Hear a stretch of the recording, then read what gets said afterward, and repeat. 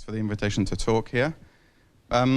So I'm a product designer doing work with clients in furniture, lighting, product design, as well as some consulting with startups and some larger brands in London.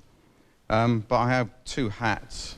I also give a large percentage of my time to managing Jasper Morrison's office in London, where we have a range of international brands across furniture, tableware, technology that we work for as well.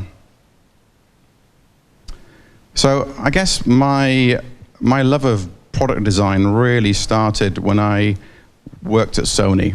Prior to working at Sony, I'd been working in a consultancy in London, and this was a really interesting place to start your career. In the consultancy, we were working for many brands like Samsonite and Yale, Tupperware, doing lots of creative, conceptual work for these brands that would end up becoming products. But I was frustrated because often we would be involved in the early part of the project, but then hand over to the teams in these companies to take the ideas that we had on into development. And it wasn't really until I started to work at Sony that I got the chance to really follow projects through beyond the conceptual stage into really detailed management of production and materials and details, and found that I really enjoyed that part of the work. And to me, the projects and the products felt much more whole and complete if, as a designer, I could follow it all the way through and take full responsibility for every aspect of it, really. And I was working in the European Design Center that Sony had at the time. This was nice because, as opposed to the Tokyo Design Center, where designers tended to be grouped by categories such as television or audio, we were a small team in London and could work across different categories. So during my time there, I was able to work on many different projects and really get a good experience in very different technologies and areas. Another fun aspect of the work at Sony in the European Design Center is that the Design Center in Europe kind of acted as the antenna for the Design Center in Tokyo, and we would report back on trends, and we would do some creative projects that were trying to explore a European design language, if you like. And so I started one of these projects where I thought it would be interesting to work with a local furniture designer or a European designer and try to do a range of products that would have furniture associated with them. Essentially a television and a stand, but designed together and to become more integrated. So I approached Jasper Morrison, who was a very well-known designer at that time, working across a lot of furniture brands internationally and particularly in Europe, brands such as Cappellini and Alias. And we wanted to work with Jasper, and my idea was to, as I said, to design a range of hi-fi and television audio equipment alongside some furniture and supporting structures to make this kind of integrated, more domestic feeling range of products that would maybe try and break the mold from these very high-tech things that Sony at the time was trying to sell to people. But we actually ended up getting on very well, and we ended up doing a much more integrated approach where we worked together, and it didn't really end up as being a separation of product and supporting furniture. And we designed a range of audio-visual equipment that explored a less technical language than Sony was traditionally using, and a much more integrated look for domestic environments. So there's a television on a stand, there's an audio equipment piece on the right-hand side there, and these were all kind of modular components that could be arranged in different vertical and horizontal arrangements and work individually or work together. And further trying to break away from that typical white objects for the kitchen, black objects for the living room, we tried to use aluminium and much cooler colors, and give it something a bit more fresh.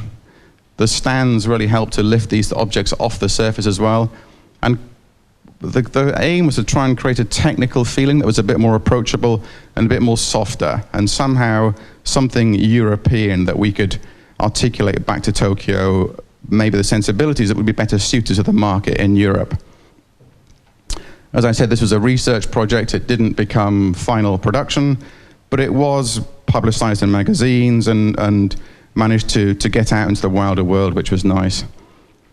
And at the time, Jasper's office was doing, as I said, predominantly furniture work for brands throughout Europe. And as a result of that audio project, Jasper was asked to do a lot more product work, and so invited me to join the studio and help him to do this new category of work that we were getting as a result of that project. So at the time, I was working for Sony in San Francisco, actually, and I left and came back with my family to London, and we started to work on a series of projects that came through the office really as a result of that collaboration while I was at Sony. One of the first ones was a range of kitchen items for Rowenta, which is a German brand but was owned by a French label at the time. This was trying to explore a high-end language for kitchen electricals. And they had pushed us to do a lot of metal and really expensive materials and try to use the traditional approach to doing high-end stuff. But I thought it would be interesting, and to go on a different route, and we explored using plastic, and a particular plastic called polypropylene. There's quite a soft, warm feel to it. And use that with very small amounts of metal to give the bits of metal that were used a much more valuable feeling, I think. And the approach, I think you can maybe see, is similar to the audio range that we did, where we really strip things down and try to remove and refine and reduce the number of elements as possible, and with the elements that are remaining, try to get the balance of proportions and character really working together. And as I mentioned, my kind of joy of working at Sony was to follow these projects all the way through. And so when we started to do product work at Jasper's, we made sure that with each client, we would really insist upon following the project all the way through. So spending a lot of time with the engineers, trying to solve the technical issues and to get these things as simple as we want. Typically, products like this have a lot of components, and the coffee machine's an example of that. A typical drip coffee machine would have, a base, a support, a water container on top, and there's so many elements and junctions and lines. And so really it's a process of reduction that we would apply to these projects and try as much as possible to remove items and to distill a much simpler type of object that still, I think, tries to retain its technical competence through its expression, but become a lot more approachable and simpler and straightforward. So in this machine here, we made it a single shape, one box, one molding. We put a hole in the front for the coffee, and then at the top, a lid where all your items associated with coffee will be stored in a small kind of toolkit, if you like. And we have designed all these shapes for the filters, the drip tray, the dosing spoon, the water storage area, to all mesh together a little bit like typography and get them to all balance when they're together and when they're out to work together. We also had a relationship with Samsung for a while. We did a range of different mobile phones, many families actually.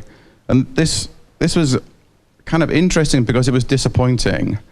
The culture at Samsung towards design at that time was very different to the culture I'd experienced at Sony. Sony is a very, and still is a very design-led company, and there was a culture where nobody would change anything you designed without your explicit approval. So a screw on the back of a television to be moved, you'd have to be asked permission, and the engineer would request if they could do this. Samsung didn't seem to have that culture of design, and so a lot of we did many projects and nothing really came through. So we kind of ventured into this area of product design where it can be quite exhausting, where clients request a lot of work and a lot of energy goes in and very little comes out at the end of the day. And so a lot of nice work is kind of wasted in a way. And from this relationship, there was actually only one product that came out, which is this simple camera phone. We're very happy with it, but then it comes out to the market and it sells for 6 months and then it's superseded and it's gone. So in product design, some projects and some products are quite interesting because once the object is done, it can have a lifetime. But there are areas that you can end up in where it's incredibly exhausting and quite unrewarding because this stuff doesn't really have an impact and stay in the market. This is a printer for Olivetti. Again, a similar approach. It was a domestic object, so something that we were trying to really clean up and tidy up and find a simple language for. I mean, as I'm sure you know, printers are incredibly complicated. There's all these slots and controls and entry points and exit points for paper and doors and lids. And so it was trying to wrestle with all these items and try to distill a simple approach that still solves all those problems. And the solution that I developed was this door. So there's a panel on the front that's a door, and behind that door is all the controls. And as the door opens, it also reveals below the paper exit point. And it kind of changes, it's like a modal device where it changes the look and the function of the device from a very quiet, polite, if you like, object to an object that's serving a function and becomes present and engaged in your activity. And there was a family of these printers. There were some that had no feed tray at the top, all built around the same fundamental design. So this kind of journey of projects in Jasper's office has helped me kind of develop an approach in a way to design. And it's kind of 3 fairly simple steps. Initially, it's a process of rationalizing and trying to really understand the function of the object, what its purpose is, and then trying to reduce as much as possible. It's often, I mean, it's the opposite of how maybe I was taught at college, where you're often trying to add things and do more and increase the value and add a feature. So it's the opposite of that, where it's more about trying to reduce features and reduce details and boil down to the very simple essence of what something is. But it's hard to do that without a reference. People kind of need to understand if something's a kettle, it has to look like a kettle at the end of the day. And there's a million kettles that we've all seen. So it's trying to tune the language you're employing on an object to really make that reference work simply to as many people as possible. So I want to jump into some of my recent work to look at how I'm kind of doing that through some of my projects and talk a bit more about that. So I'm going to jump to some furniture now. This is a table that I've designed for a client in London recently. It's, I think, a nice example of that process of trying to really rationalize and reduce and boil down to the most kind of simple way a table can be, but hopefully trying to add something that's got a little bit of freshness or detail to it. And so for this, the new idea, the detail is this leg that's in rolled steel. So it's traditional wooden approach, wooden tabletop, wooden frame, but this metal leg gives it a slightly more technical edge. And the metal leg allows the fixings and the details to be hidden from view, so it allowed the design to get to another level of simplicity. But I still was trying to make it look as much like a table as possible and really nail that most basic, simple table design that you can imagine.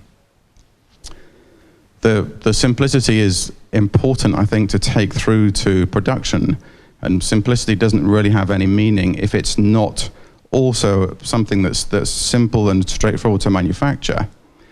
And so the leg really that holds this all together is the only component there. It's a folded piece of steel with some fixings on it, and this attaches the structure and attaches the tabletop all in one go. So it allows the manufacturer to have a single component, and from that single component they offer a very large range of different table sizes, and it's very modular and flexible, and finishes can be changed through this one element. This is a folded metal stool, and I think that often a kind of simple, straightforward approach can be a bit dry, but I wanted to show this to kind of show something I was trying to get as much fun and character as possible out of an object that is essentially very simple. This is 3 sheets of aluminium that have been brushed, CNC cut, and anodized, and then stuck together. And from those 3 pieces that each have 3 folds, then are stuck together with 3 bits of glue, we get something that's fun and interesting and has some complexity to it. So that stool starts as 3 blank sheets of aluminium like that. They'll go through, as I said, 3 folds and end up being joined up to something that has got some complexity in it. Again, I think this shows another aspect that I enjoy, which is having a single structural object that's in one finish and one color and one material. So it's the details of the form and the junctions can be explored. This is a chair that I've recently designed for a London brand called Very Good and Proper. This was a response to modern office seating. I mean, I'm sure we've all seen the typical modern office chair. They seem to be getting more and more complex every day, incredibly adjustable, designed to fit every type of person. But while this development's been going on, we kind of observed that the workplace is changing, and people are now sharing workspaces, and desks are becoming hot desks. And so having an incredible adjustable chair that you would maybe set up to yourself, but somebody else would be using tomorrow, is kind of seemed to be making ergonomics worse. And the cost and complexity of these chairs was also growing. So it was trying to do a very simple chair that would adjust itself to the user. So the back has got 2 plywood supports that support the seat and the back. These are designed to offer a maximum amount of flexibility. They're connected to the base with rubber mounts and to the back with rubber mounts. So it's a very direct and simple chair that we're trying to make something that would have a level of comfort that would be unusual for this type of chair. And the visual reference is to a type of chair that's kind of historically been quite popular, but you see less of these days, which is a kind of task chair or a draftsman's chair or a machinist's chair. So again, it's trying to boil down to something, kind of enjoy to explore these typologies and try to distill the essence of this type of chair in a way. So there's also a kind of, currently my process is developing, and it's a lot more, as I touched on before, about refining and realizing than about the innovation at the start of a project. And whereas historically maybe you would sit there and try to develop as many different ideas as possible, I find it's kind of at the moment is reverse, where the idea tends to come quite early on, and just thinking and sketching, an idea will present itself. But then I think it's really important to focus on the development of the idea and to really nurture that idea and protect it and really fine-tune it, rather than historically I've spent time trying to explore alternatives in a different route and kind of neglect the first sketch that's often the best. So I'm trying now to just capture the idea quite quickly and then spend the time on the project to really detail that idea and give that idea the time and respect that I think good quality design needs. So through iteration and sampling and testing, really get that idea along a journey of kind of realization till it becomes as good as it can be.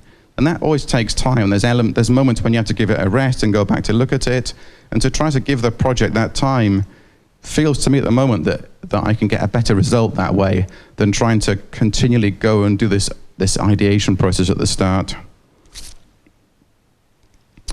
So the way I work as well, that process leads to a very simple but very finely balanced and tuned in piece of design that I've gone through tiny small changes to get to a point where I feel it works together.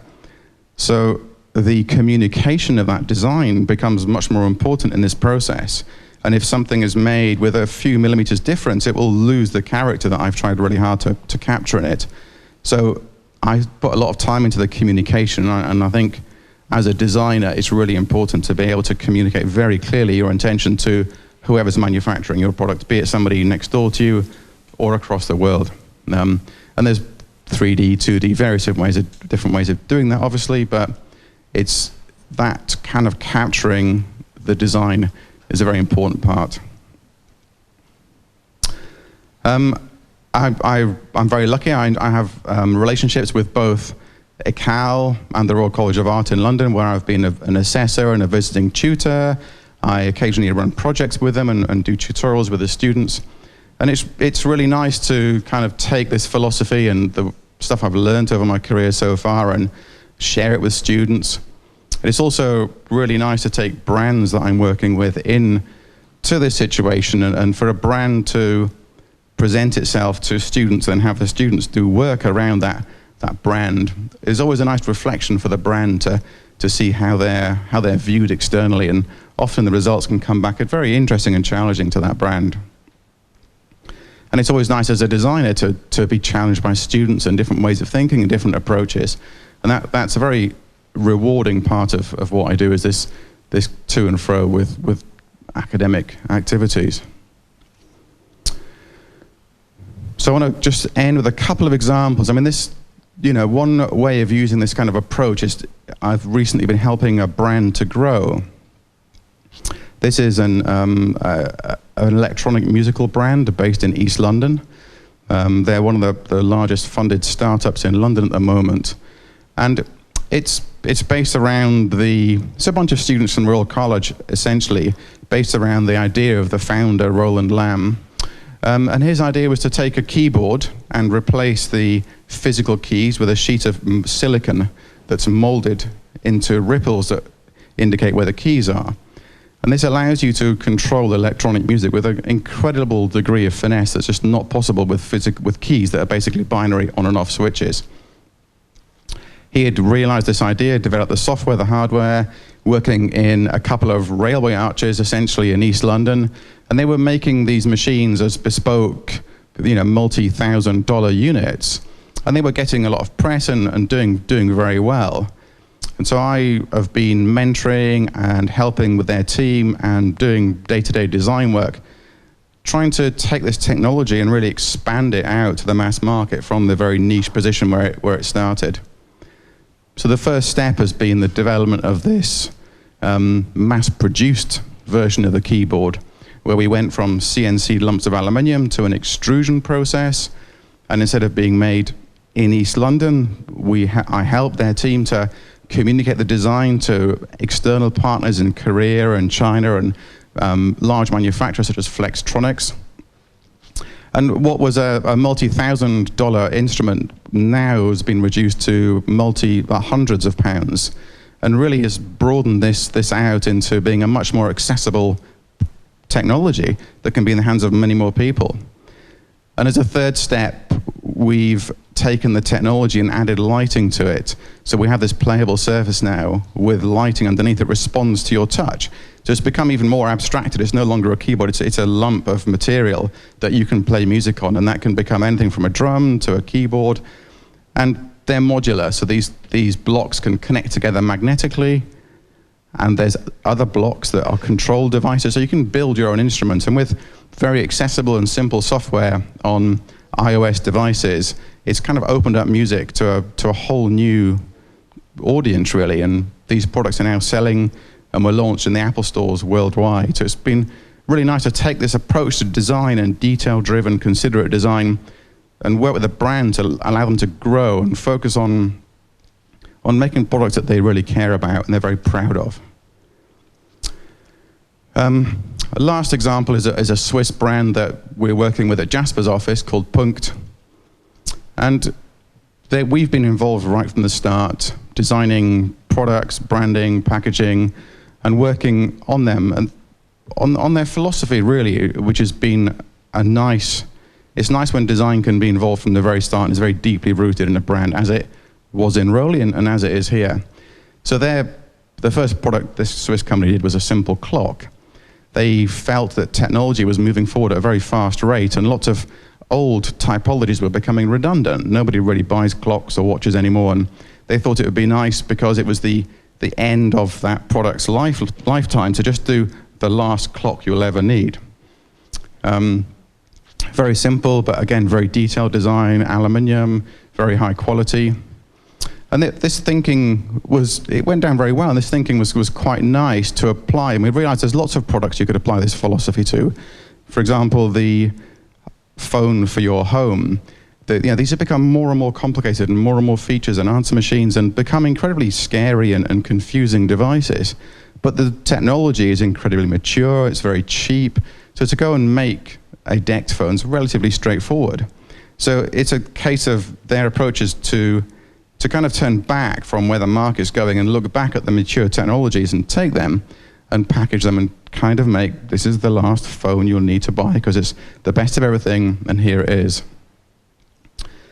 And there's this kind of philosophy has emerged through our design process with them. And as smartphones have become more and more prevalent, there's been a kind of growing awareness that there's an opportunity for somebody to do something in this area that offers an alternative to smartphones. And so the most recent product that we've developed with Punkt is a telephone. But it's a very simple telephone that does only voice, only calls, has no Facebook, Instagram, nothing at all.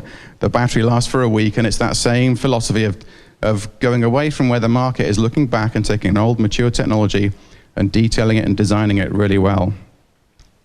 But actually it's interesting because now there's a lot of people that actually are looking to have an alternative to a smartphone, and it's becoming almost a post-smartphone. Because there's a lot of technology like voice control where you can speak to these things now and order an Uber and achieve a lot of the features and services that you would by tapping away on a screen just through voice. And as I said, we work very closely on the hardware, but also we work really closely on the software with a very simple text-driven interface, the branding. And I think why I enjoy this brand so much is that it allows us as a designer to get very deep into there, and we can control all these aspects.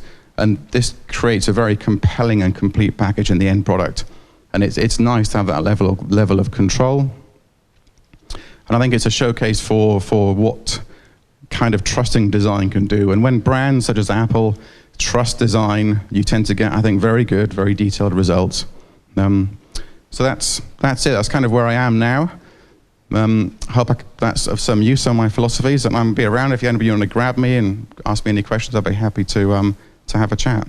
Thanks very much for your time.